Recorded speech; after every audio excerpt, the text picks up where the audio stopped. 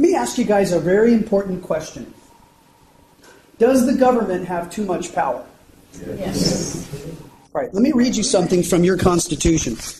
All right, so this is Article 1, Section 2 of the Virginia Constitution. This is the agreement that binds you together with the other 130-plus counties and cities here in Virginia. It says, all power is vested in and consequently derived from the people.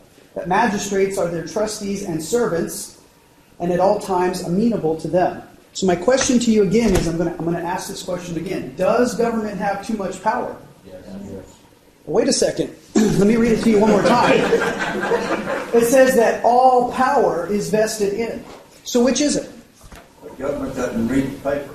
We've advocated our power to them. Right. The government doesn't have the power, but we have just neglected to keep tabs on the government to rein it in. Who's we? The people, the voters. The voters? Yes. Or non-voters. The non-voters? Citizens. This is the fundamental reason why we are losing the republic. Well, let me ask you another question. What form of government do you have? A democracy or a republic? Republic. So listen to your own language. Government has too much power. It's supposed to be a republic. Well, who does it belong to? Well, then who's losing it?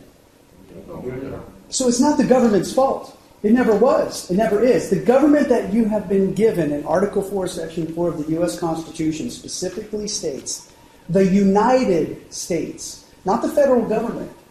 The United States guarantee to every state in this union a Republican form of government. So Texas Constitution is very specific in Article 1, Section 3. It says the people of the state of Texas stand pledged to the preservation of the Republican form of government. That's why when you go into their schools or into their meetings, the first thing they do is they pledge allegiance to the flag of the United States, and then everybody turns to the right and they pledge allegiance to the state flag of Texas.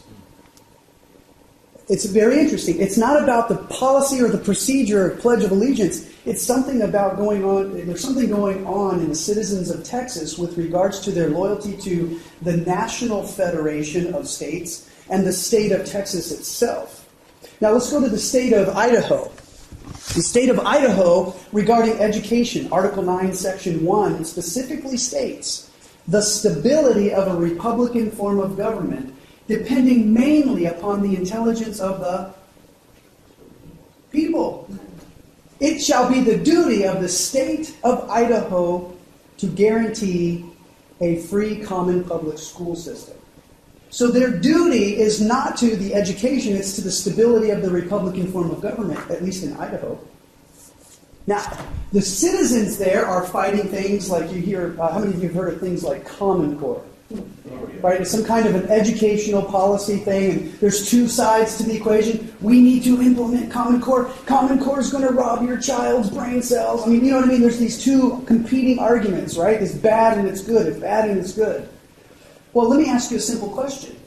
Does it or does it not destabilize the Republican form of government? Destabilize. Well, prove it. Right?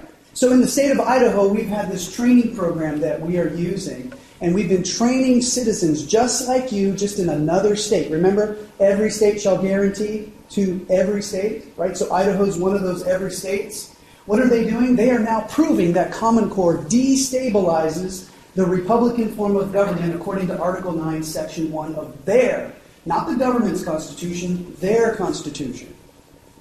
This is a very important concept that we have lost as a nation, as a people. Number one is we assume that government has too much power, when in fact all power is vested in the people. And number two, we assume that we are losing, we should have a republic when in fact you do. What our problem is we don't know how to wield our power in this Republican form of government. How does that work?